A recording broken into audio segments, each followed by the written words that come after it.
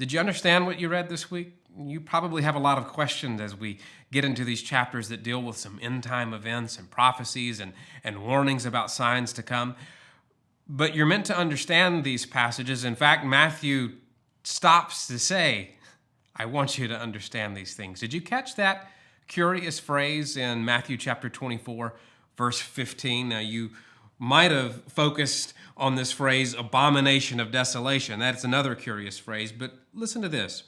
Therefore, when you see the abomination of desolation, which was spoken of through Daniel the prophet, standing in the holy place, and then you get this parenthetical note. It says, let the reader understand.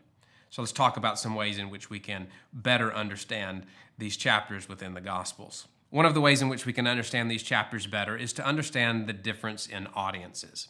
So there are a few audiences you should be aware of. One is the audience that Jesus is teaching to at the time, whether that's Pharisees or scribes or disciples or people in Jerusalem. There was an audience who heard Jesus teach these words live.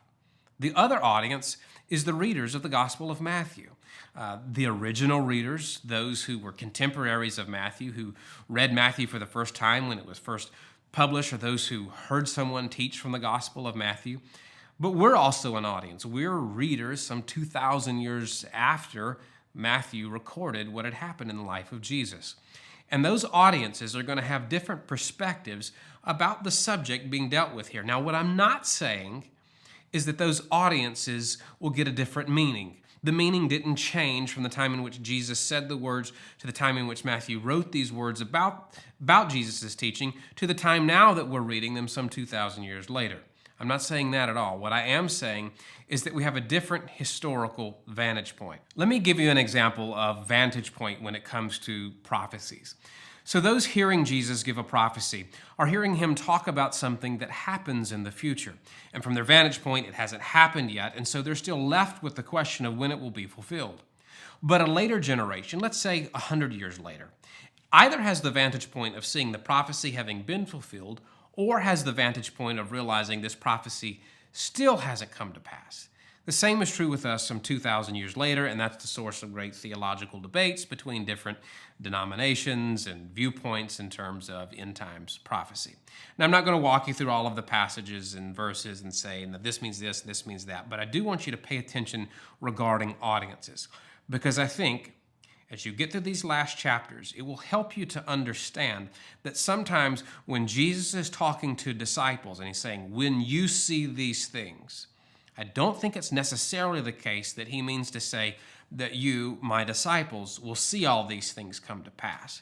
But he is talking about when you, being a Jewish person in Israel, when you see these things, it's certain signs about what's about to take place. And so the disciples stand for those who are in Israel and able to observe these times. When you read this week, notice the ways the audience shifts. Scribes, Pharisees. But then he's talking about prophets in the past. And then he's making connections between the current audience to the past audience. And then he talks about Jerusalem as a whole. And then he talks about the disciples. But then he talks about future. And the times will shift as well. Notice not only audiences, but here's your other tip. Notice the tense of the words that Jesus uses. Is he talking in past tense? Is he talking in present tense? Is he talking in future tense? These are the sort of details I want you, the reader, to pay attention to so you, the reader, can understand. Let's read from some of these passages. Therefore, when you see the abomination of desolation, which was spoken of through Daniel the prophet, standing in the holy place, let the reader understand. Then those who are in Judea must flee to the mountains, and whoever's on the housetop must not go down to get the things out that are in his house. And whoever's in the field must not turn back to get his cloak. But woe to those who are pregnant and to those who are nursing babies in those days. But pray that your flight will not be in the winter or on a Sabbath.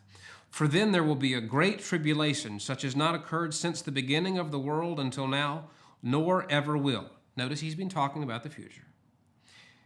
Unless those days had been cut short, he shifts there, no life would have been saved, but for the sake of the elect, those days will be cut short. Back to the future. Then if anyone says to you, behold, here is the Christ, present, or there he is, do not believe him. For false Christs and false prophets will arise and will show great signs and wonders as to mislead, if possible, even the elect. Behold, I've told you in advance. So if they say to you, Behold, he's in the wilderness, do not go out, or Behold, he's in the inner rooms, do not believe them. For just as the lightning comes from the east and flashes even to the west, so will the coming of the Son of Man be. Wherever the corpse is, there the vultures will gather. But immediately after the tribulation of those days, the sun will be darkened, and the moon will not give its light, and the stars will fall from the sky, and the powers of the heavens will be shaken. And then the sign of the Son of Man will appear in the sky, and then all the tribes of the earth will mourn, and they'll see the Son of Man coming on the clouds of the sky with power and great glory. And he'll send forth his angels with a great trumpet, and they will gather together his elect from the four winds, from one end of the sky to the other. A lot of destruction in these end-time passages, and much that's on this earth now will not last into the next stage of life. But one thing that will pass into eternity is God's word. So keep reading.